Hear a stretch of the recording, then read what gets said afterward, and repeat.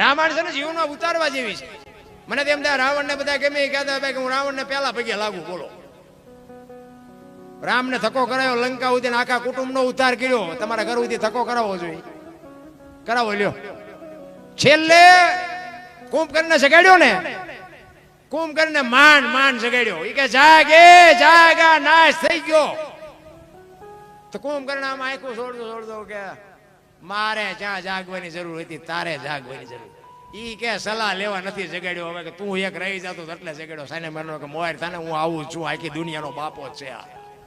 તું રહી જતો તો એટલે જગાડ્યો, સલાહ લેવા નથી જગાડ્યો. સાને ભાઈ મોર થાય, આખા કુટુંબનો ઉદ્ધાર કરી દીધો. તમે વિચાર તો કરો.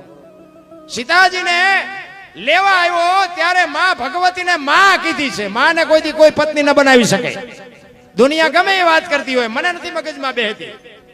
ઈ કે માં હું તને લેવા આવ્યો છું, તું આવ્યું તો મારો બાપ આવે અને એના ઘરમાં હું જેવી તેવી ચોરી કરું તે મને મારે નહીં, મારે એના હાથે મરવું છે. બાપુ બૈરાની ચોરી કરવા આવ્યો છું એટલા માટે.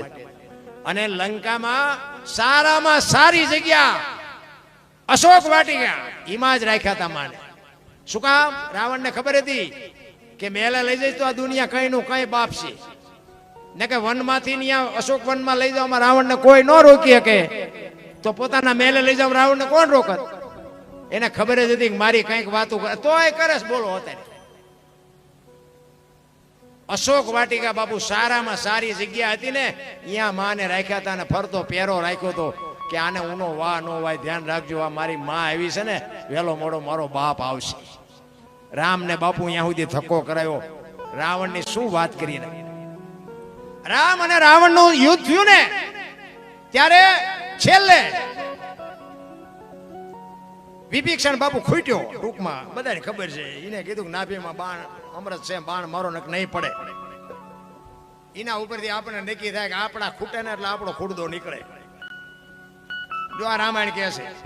વિભીષણે ન કીધું હોત તો બાપુ રામ, મારા અંદાજ મુજબ મને એમ થાય છે કે રાવણમાં એટલી શક્તિ હતી, મારી ન વખત.